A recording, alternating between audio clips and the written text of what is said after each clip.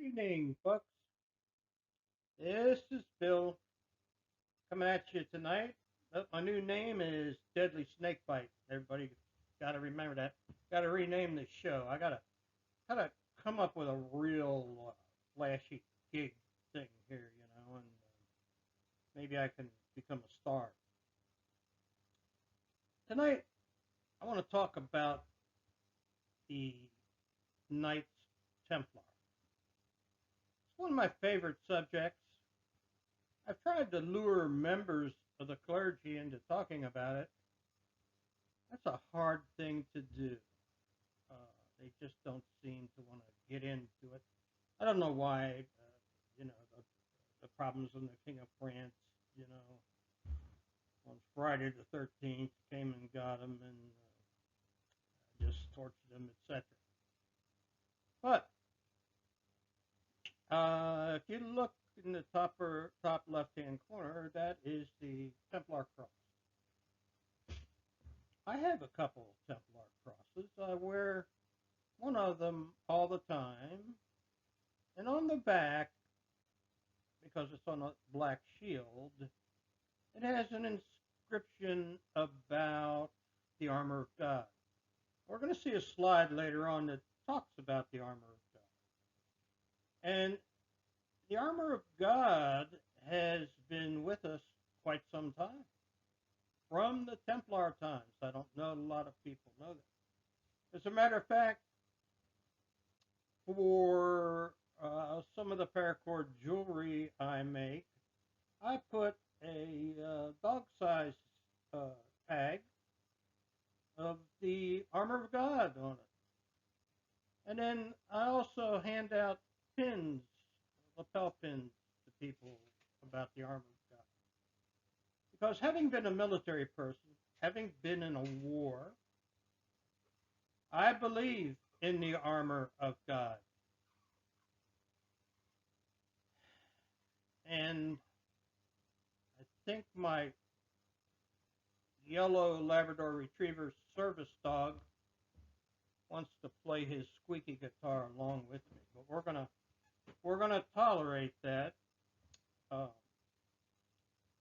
so, if you look to the right, you will see there's several different seals uh, of the Templars, and down the bottom left is a rudimentary drawing of them being burned at the stake.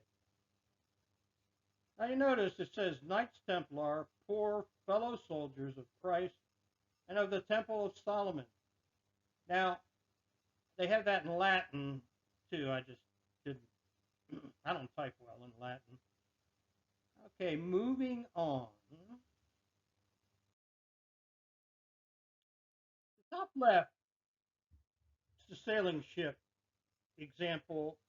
And it is said, and there was this long TV show about the deep, muddy hole that they pumped millions of dollars into, exploring the possibilities that the Templars made away with a lot of the treasures from the temple in sailing ships to Nova Scotia.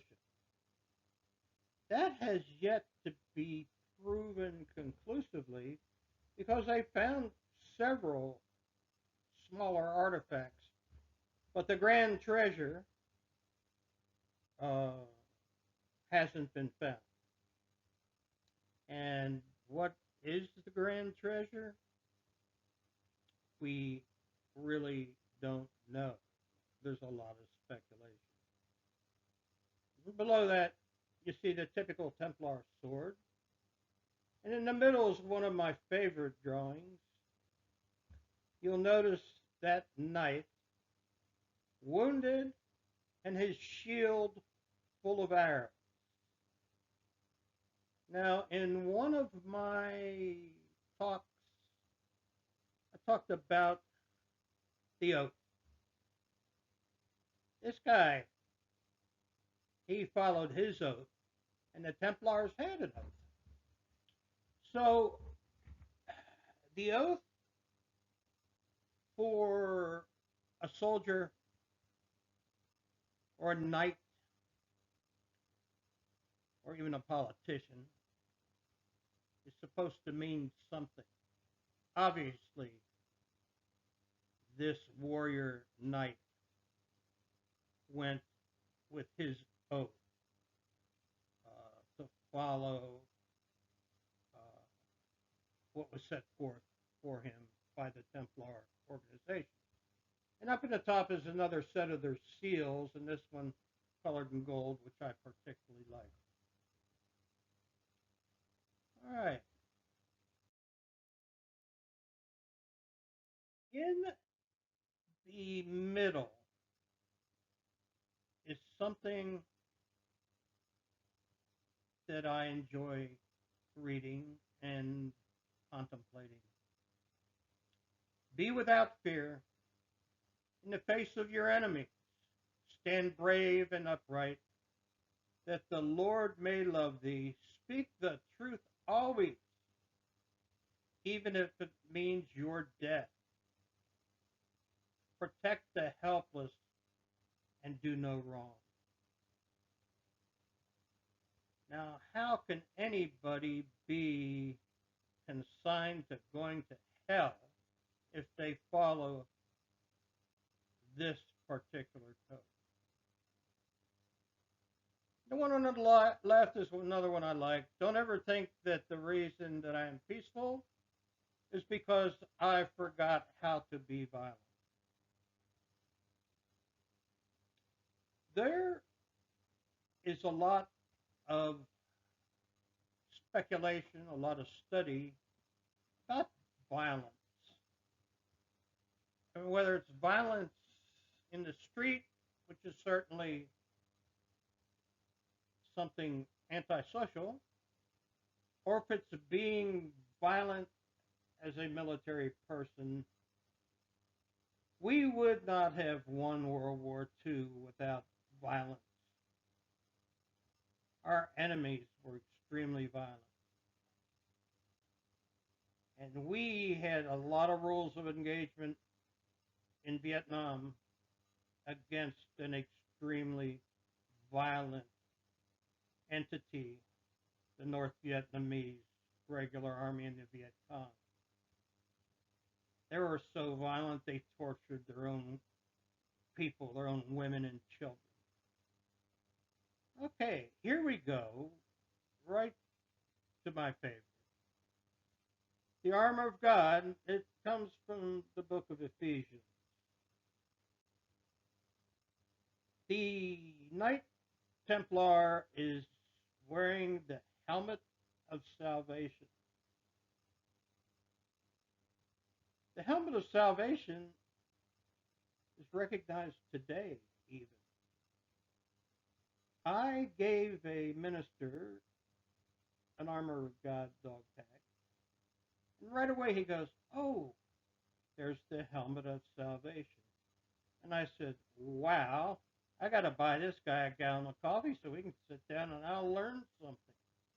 Because the Templars are an enigma, and they were needlessly tortured, and it was just the will of God. Well, the shield they have is the shield of faith. The sword is the sword of the Spirit. The breastplate is of righteousness. They're wearing the belt of truth, and their feet are considered prepared with the gospel of peace. So we're talking right now about a few of the spiritual things to do with the Knights, but it needs to be known that they actually invented the first banking system. They issued credits in France or wherever, and the people, when they got to Jerusalem, could collect on the credits. Unbelievable.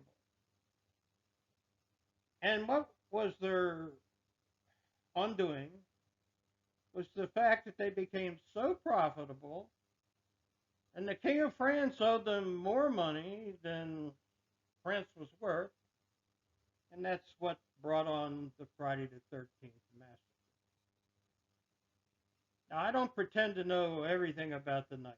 I admire them. I admire military strength. And I recommend, if you want to learn something more, I happen to have the Book of Dummies about the Templars.